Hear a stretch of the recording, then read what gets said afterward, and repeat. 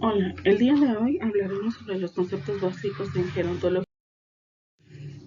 Veremos que la gerontología es la ciencia que estudia el envejecimiento en todos sus aspectos, tanto biológicos como psicológicos o sociológicos, y teniendo en cuenta su evolución histórica, así mismo como esos factores referidos a la salud de la persona mayor. Esto es importante diferenciarlo, ya que frecuentemente el personal de salud llega a confundir estos términos. Por eso, la gerontología se encarga de estudiar el envejecimiento a nivel social, actividades socioculturales, así como servicios de asistencia. En cambio, la geriatría se basa en promover la salud en la vejez, así como prevenir y tratar patologías en esta etapa de vida. Lo explicaremos más adelante. Para su estudio y su contenido, la gerontología se va a dividir en una parte experimental que se va a encargar de estudiar estos factores causantes del mismo, asimismo aquellos factores de un buen envejecer. Tenemos la parte clínica que se relaciona a todas las alteraciones de la salud en relación con el envejecimiento, y aquí es donde entra la geriatría. Y la otra parte es la parte social, en la cual hay una influencia de los factores externos que repercuten en el entorno del anciano. Asimismo, la gerontología se divide en subdisciplinas. El número uno es la biológica o experimental, que se va a encargar de estudiar todos estos mecanismos del envejecimiento, así como su etiopatogenia. El número dos, la gerontología clínica o geriatría, que se va a encargar de hacer este diagnóstico de enfermedades, curación, rehabilitación y reinserción del enfermo a su ambiente. Este último aspecto es uno de los más importantes y que poco tomamos en cuenta o que poco está capacitado el personal de salud. El número 3 es la gerontología social, en el cual va a estudiar todos estos problemas políticos, económicos y sanitarios del ambiente relativo a los adultos mayores. Y finalmente la gerontopsiquiatría, que estudia todos estos aspectos psicológicos y psiquiátricos del anciano. La geriatría, por lo tanto, va a ser la rama de la medicina que se ocupa no solo de la prevención y existencia de las enfermedades que presentan las personas de edad avanzada, sino también de la repercusión funcional de estas y de su reinserción en la comunidad. Esto es muy importante porque un ejemplo de ello es que cuando un adulto mayor presenta alguna caída y secundario a ello tiene una fractura de cadera o de fémur, uno de los principales errores que comete el cuidador primario o familiar es que cuando ya está resuelto de este cuadro, lo primero es mantenerlo inmóvil para evitar que no se vuelva a caer, para evitar llevarle una nueva valoración, cuando no debería ser así. De acuerdo a las secuelas que haya quedado de este evento, pues es importante que lo adaptemos para que pueda estar integrado tanto en la parte familiar como en la parte. Los objetivos de la gerontología clínica, uno es prevenir la discapacidad o restablecer en la medida de lo posible la capacidad funcional de la persona mayor. Lo que comentábamos en el ejemplo anterior, esto es muy frecuente, sin embargo, los análisis y los estudios nos han hecho ver que entre más integremos a un adulto a su ambiente cotidiano, mayor también va a repercutir tanto en su salud física como mental. El número 2 habla sobre valorar los trastornos de conducta en relación con el deterioro cognitivo. Recordemos que hay cambios físicos que tiene el adulto mayor, principalmente en el cerebro y en el sistema nervioso central, pero también es importante que el personal de salud esté capacitado, en especialmente la parte médica, para diferenciar aquellos aspectos que tienen que ver con cuadros en agudo como el delirium, por ejemplo, a demencia, que ya es algo más crónico. Por ello tenemos que saber bien diferenciar los conceptos. La 3 es fomentar los programas de educación sanitaria, prevención de patologías y autocuidado. Esto es muy importante y es uno de los aspectos que más se debe de tocar en el primer nivel. No solamente es dar la receta, es importante explicarle cómo lo tiene que hacer, adecuarlo a las características físicas del paciente, conocer quién es el cuidador primario o el familiar responsable para darle las indicaciones, y en el aspecto de ejercicios de rehabilitación no solamente es otorgarle la hoja, aclarar sus dudas y si es necesario que la reproduzca para poder despejar de esas dudas que tenga. El número 4, valorar de manera multidisciplinaria a la persona mayor a fin de poder establecer programas de intervención integral. En ocasiones Cada especialista va a ver por su patología y va a determinar un tratamiento. Sin embargo, el médico de primer contacto está capacitado para poder hacer toda esa integración. Además, que contamos con algunos otros servicios donde el paciente también debe ser canalizado para sus acciones integrales y no verlo como solamente una sola patología. Evitar la aparición de la enfermedad y en caso de que ésta aparezca, poner en marcha todos los recursos necesarios para mejorar su pronóstico. Recordemos que el primer nivel debe enfocarse en medidas preventivas. Sin embargo, si el paciente ya se encuentra con alguna patología, entonces lo que debemos hacer son acciones para evitar complicaciones a corto plazo. Asimismo, la enseñanza tanto de cuidados en hospital como en hogar y evitar que tengan nuevas enfermedades. Y finalmente, la 6, utilizar la rehabilitación integral de manera precoz para evitar la incapacidad funcional, complementándolo con el tratamiento farmacológico adecuado. Es importante conocer el ambiente en el cual se desarrolla el adulto mayor, conocer lo que son las estructuras ayudar o que pueden perjudicar que pueda tener una caída, por ejemplo. Por lo tanto, es importante recordar que existen características específicas del adulto mayor. En el cuadro que se presenta en la parte central, veremos solamente algunas de las enfermedades que vemos nosotros en el primer nivel. Tenemos la hipertensión, hipercolesterolemia, artritis, enfermedad coronaria, diabetes, enfermedad renal, depresión, que esta es muy infradiagnosticada porque no se conocen bien los conceptos o se pueden confundir con algunas patologías o se pueden enmascarar. La insuficiencia cardíaca, el Alzheimer, el EPOC, sin embargo, no son las únicas enfermedades, existen más, pero aquí lo importante es establecer que el paciente tiene pluripatología, por lo tanto tenemos que revisar todas estas enfermedades, los medicamentos, las interacciones, las reacciones adversas, porque cada una de las especialidades va a determinar su propio tratamiento.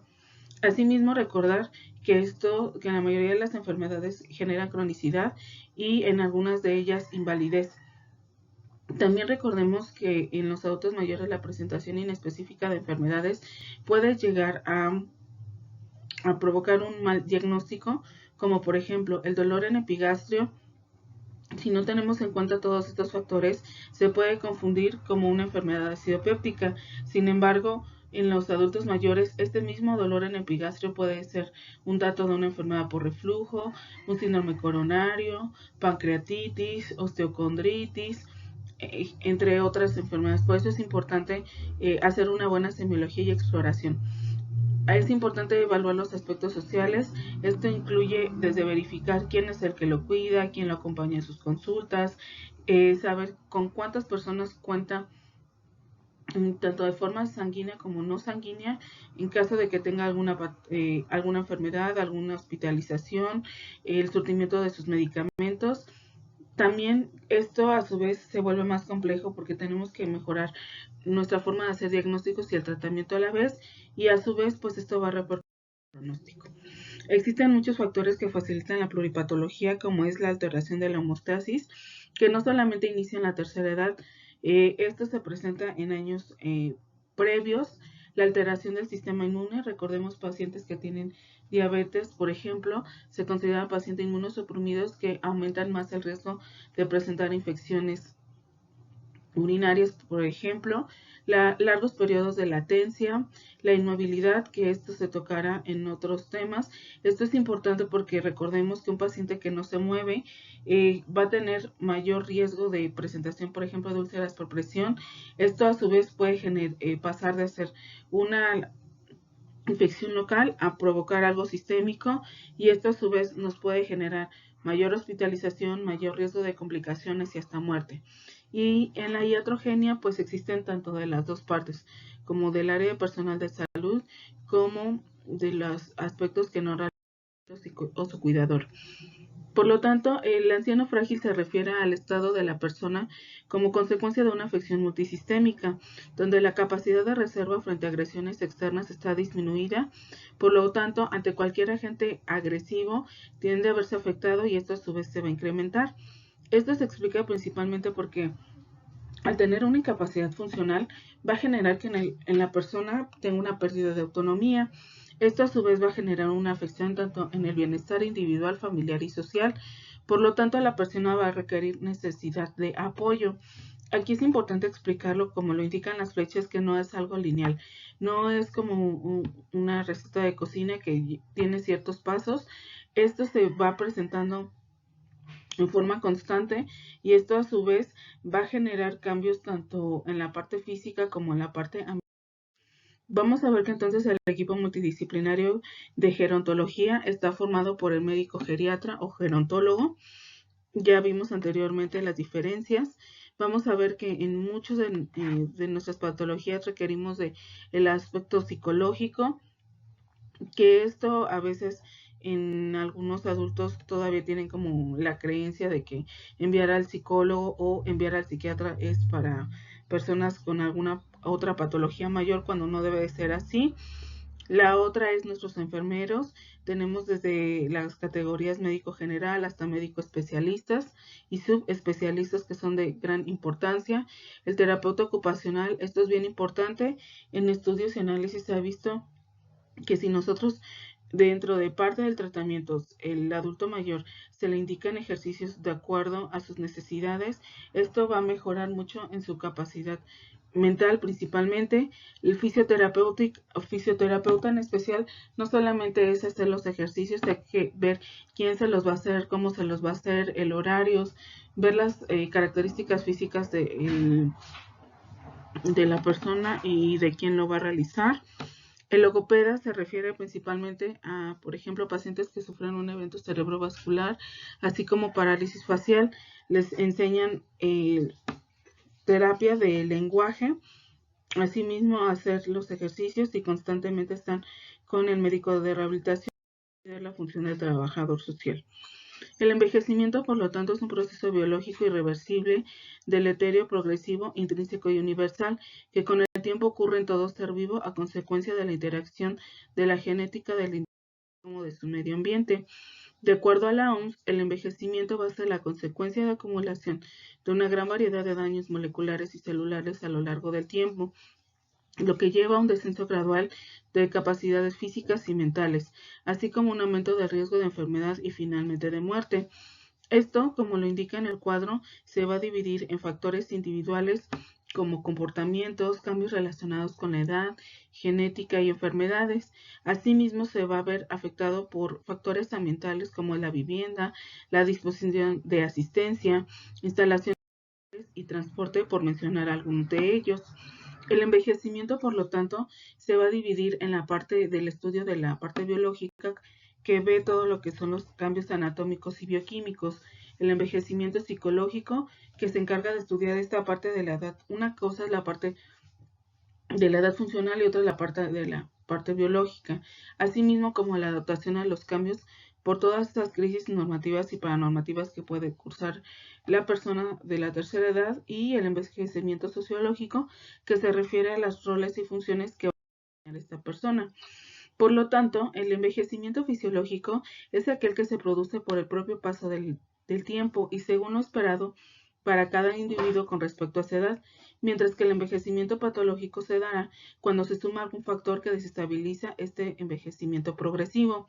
Lo ideal y lo que quisiéramos en todos los pacientes es que tuvieran un envejecimiento óptimo o exitoso.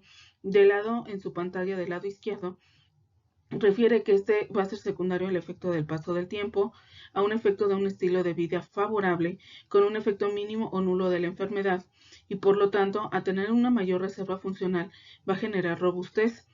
Asimismo, la funcionalidad me va a generar que tenga una mejor salud.